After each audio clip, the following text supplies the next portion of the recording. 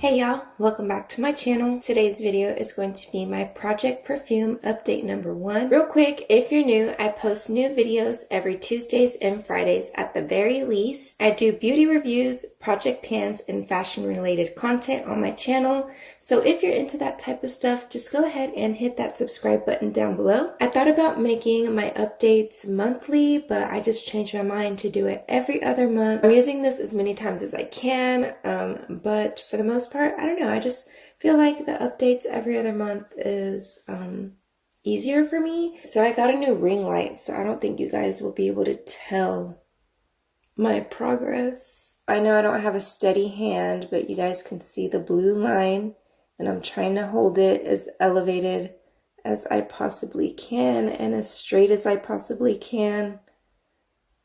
Okay, so I mean, I think that's somewhat good progress considering we are starting in March. I'm surprised that I even got that far, but I see this, oh my gosh, of course you would not be in focus. Okay, here we go. Considering that February was such a short month and my camera just does not want to focus on me right now, I'm sorry. I don't really want to just like spray it on me and waste it just like around the house.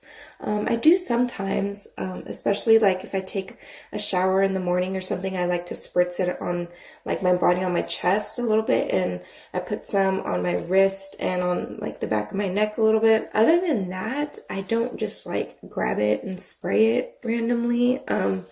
For me, this fragrance really sticks to the end of the day, so it's not like I have to kind of touch up, if you will. If I finish this one up soon, I'm gonna roll in my Victor and Rolf Flower Bomb. That is it for this little quick update on my Project Perfume. If you're into project panning, I will link my project pan playlist down below. Give this video a thumbs up. Be sure to subscribe if you're not already.